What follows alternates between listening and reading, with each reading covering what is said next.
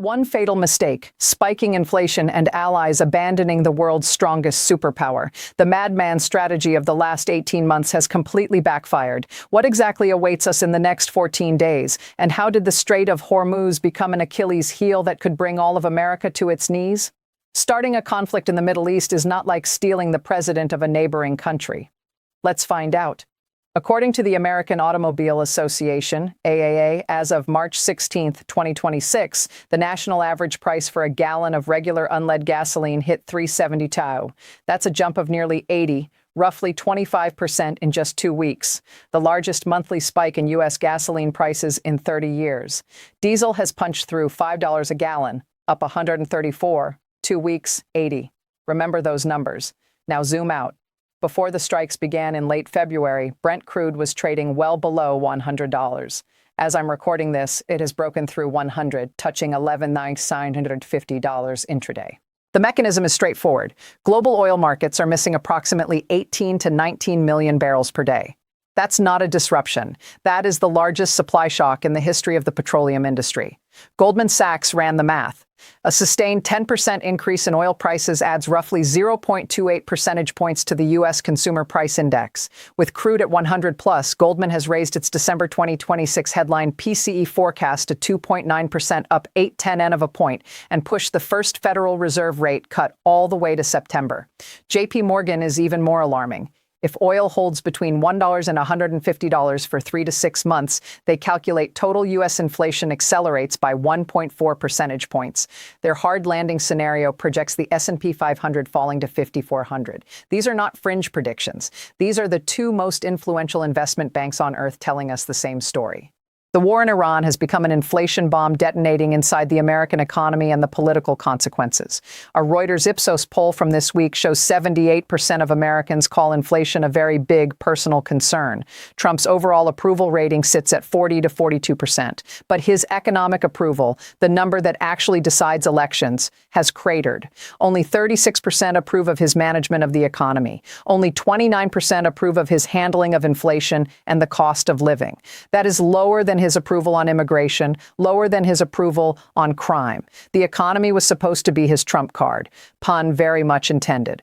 On his social media channels, Trump broadcasts clips of the greatest bombardments and 5,500 targets destroyed.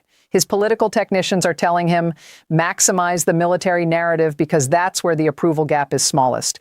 Only about 3.5 percentage points between support and opposition for the Iran strikes. But gasoline prices are a ticking clock. Every day they stay elevated. That narrow military approval erodes further.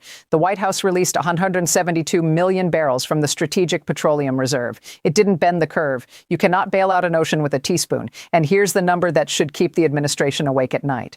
Treasury Secretary Scott Bessent, in a press conference after meeting Chinese negotiators in Paris, essentially admitted that the global market has about 14 days of surplus oil floating at sea before a structural physical deficit sets in. 14 days. The clock started last week. That clock is ticking so loud that Trump took an unprecedented step, canceling what was supposed to be the most important geopolitical summit of the year.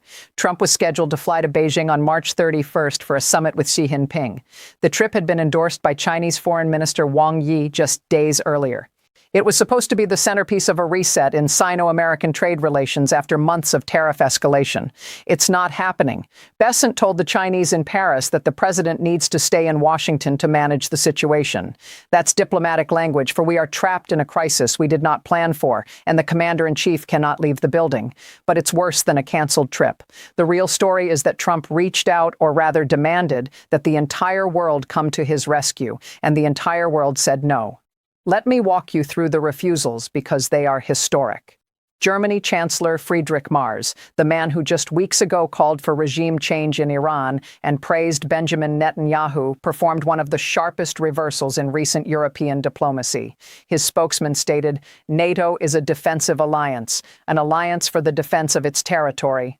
I would like to remind you that the U.S. and Israel did not consult us before the war, and that Washington explicitly stated at the start that European assistance was neither necessary nor desired. Mayer's defense minister, Boris Pistorius, added his own needle. What does Donald Trump expect from a handful of European frigates in the Strait of Hormuz that the mighty U.S. Navy cannot handle? That's a question I ask myself. Spain Prime Minister Pedro Sanchez officially denied the United States access to joint military bases in southern Spain for strikes against Iran, warning against, quote, the illusion that we can solve the world's problems with bombs. Trump's response, a threat to sever trade relations with Spain entirely. Britain, even Prime Minister Keir Starmer, whose country prides itself on the, quote, special relationship, rejected the premise that NATO architecture should be used for Hormuz operations. The consensus across Europe, this is not our war. But the most devastating rejection came not from Europe, but from the very countries hosting American military bases. The UAE, Saudi Arabia, Qatar, the pillars of U.S. force projection in the Gulf, have all communicated through official channels and unofficial ones that they will not permit their airspace, territory, or bases to be used for strikes against Iran. Saudi Arabia confirmed this directly in back-channel negotiations with Throne, and you have to understand the context. In the first 48 hours of this conflict, Iran launched hundreds of ballistic missiles and drones at American bases, civilian airports, and energy infrastructure on the territory of these very states. The fundamental premise of the U.S. basing arrangement that American presence serves as an absolute deterrent collapsed. As one senior Arab official put it, they started this war for Israel and then left us alone to face the attacks. These countries are now conducting secret negotiations with Tehran to prevent further strikes. Some are reportedly exploring force majeure clauses in their bilateral military agreements with Washington. Think about what that means. The countries that have hosted American military power for decades are now more afraid of their neighbor across the water than they are dependent on the superpower that built the bases. The bases went from being security umbrellas to missile magnets. Trump told the Financial Times, "If there's no response or it's a negative response, I think it will be very bad for the future of NATO." In the same interview, he argued that America helped Europe with Ukraine, a characterization that European leaders find, to put it diplomatically, creative. But here's the structural problem that no amount of threats can fix. The alternative routes to replace Hormuz are physically inadequate. Saudi Arabia has activated its east-west pipeline, the Pro Line running 1,200 kilometers from the eastern oil fields to the Red Sea terminal at Yanbu. Saudi Aramco has pushed it to maximum capacity, 7 million barrels per day. Subtract 2 million for domestic refinery needs and you get 5 million barrels of export capacity. Add the UAE's Abu Dhabi pipeline to Fujairah at 1.5 million. Total alternative capacity roughly 6.5 million barrels per day against a normal Hormuz flow of 20 million. That's 32%, a third. And it gets worse. The sudden rerouting to Yanbu has created a port bottleneck.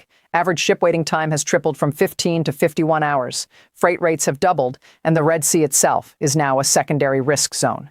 The Houthis have demonstrated repeatedly that they can threaten commercial shipping through the Bab el-Mandeb Strait. The pipeline doesn't eliminate risk. It merely moves the risk to a different body of water. Meanwhile, the European energy picture is especially grim.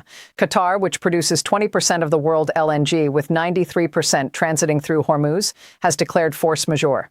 Europe gets only about 8% of its gas imports directly through the strait, but the real danger is indirect. Asia absorbs 85% of Qatari LNG. With that supply gone, Asian buyers are aggressively bidding on the global spot market, competing directly with European purchases. The TTF benchmark in the Netherlands has surged 70 to 100% from around 30 per megawatt hour to 50 or 60. Goldman Sachs warned that a full month of Hormuz's closure could spike European gas prices by 130%. So if no one wants to fight and the U.S. cannot force the strait open alone, how exactly is Iran maintaining this blockade? The secret is that Iran doesn't even need to sink every ship. The dirty work is being done by gentlemen in expensive suits in London. I want you to forget everything you've seen in Hollywood about naval blockades. Forget mines, torpedoes, warships stretched across the horizon. The most effective weapon choking global energy supply right now is a spreadsheet in a Lloyd's of London underwriting office. Here is how it works. The global architecture of maritime insurance revolves around London. Lloyd's Joint War Committee maintains a list of high-risk zones. After the U.S.-Israeli strikes and Iran's retaliatory attacks on commercial shipping, the committee expanded the high-risk designation to the entire Persian Gulf and 5 surrounding countries. Before the escalation, war risk premiums, the additional premiums that ship owners pay on top of their regular hull insurance, sat at 0.15 to 0.25%, 25% of the vessel's insured value. By early March, that had jumped to 1%. By March 10th, brokers were quoting 2.5 to 12%.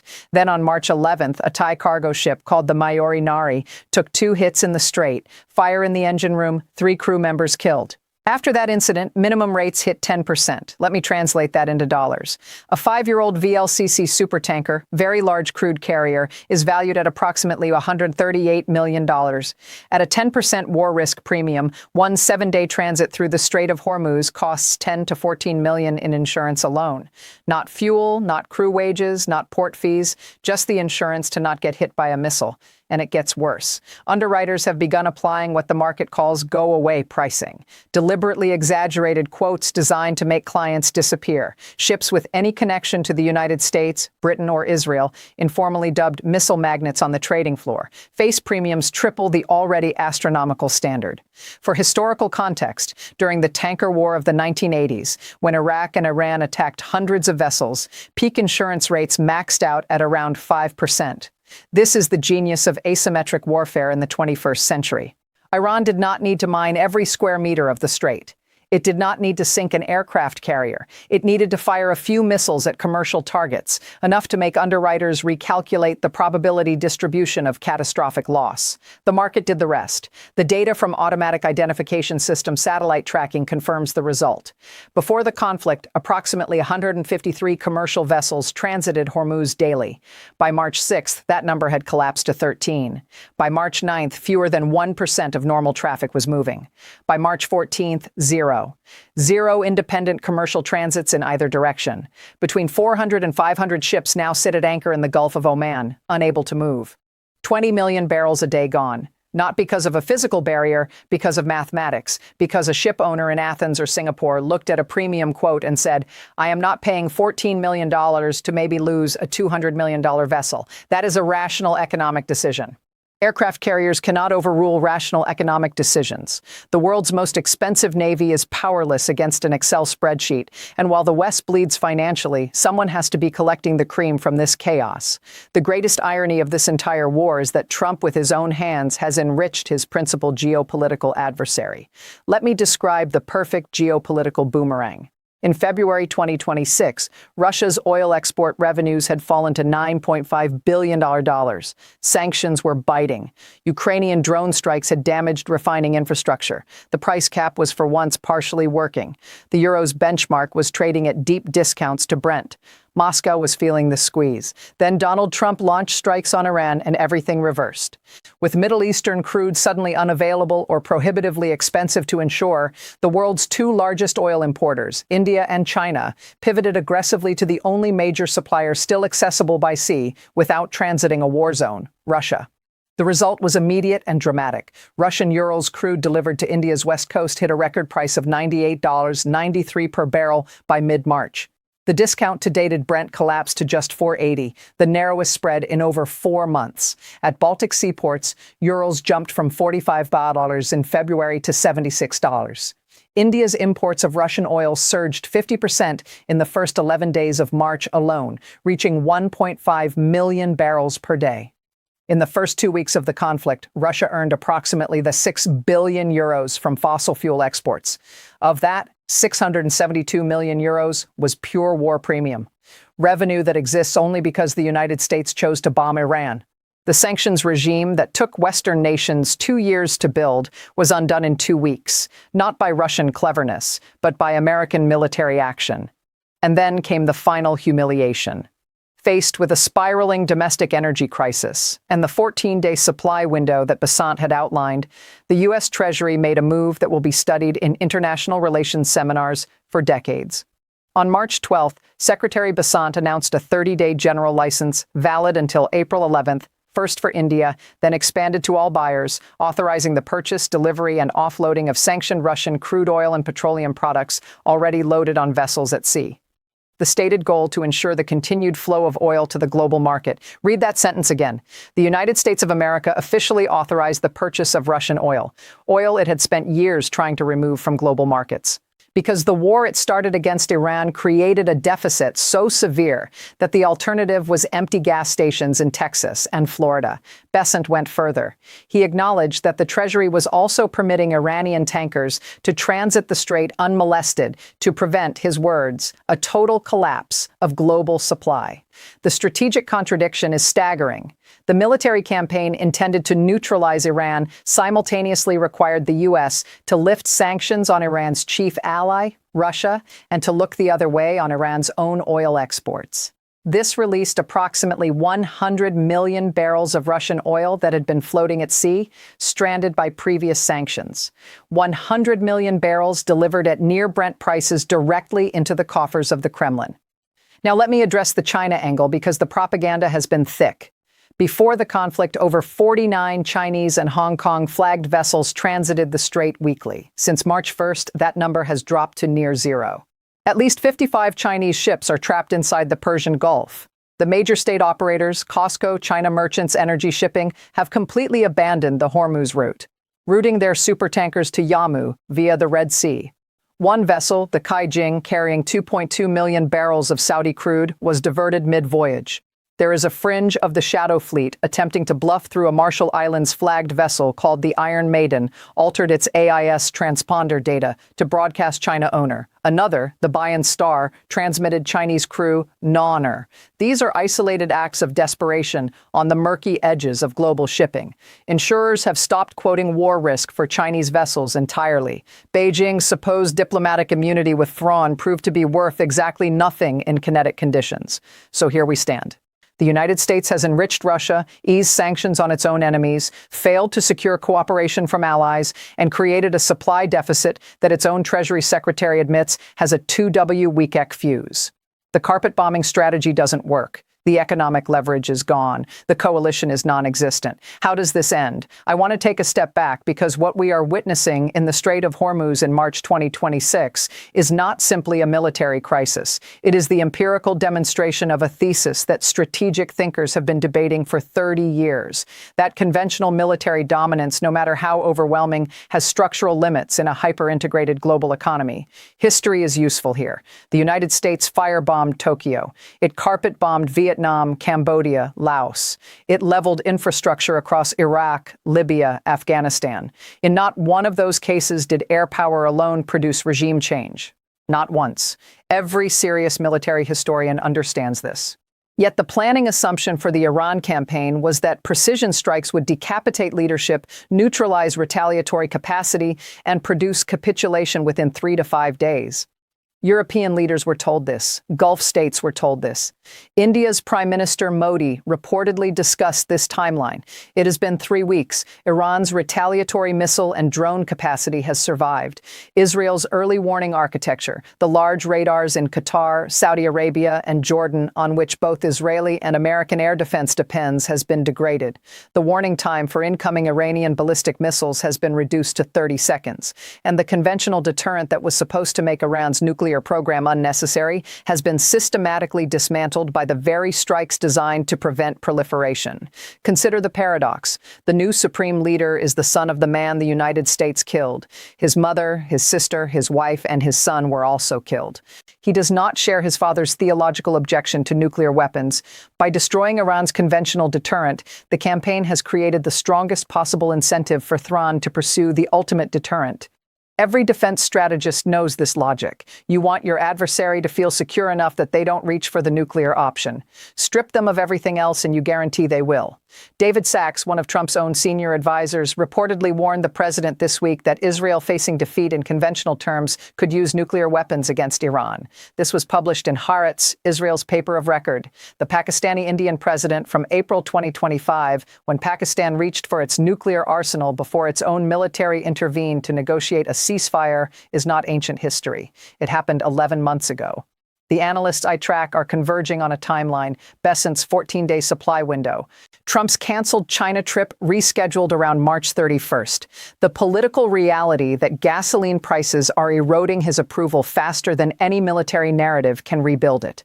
The logic points toward a negotiated end within 2 to 3 weeks, not on Trump's terms, but on terms that Iran's leadership can present as acceptable.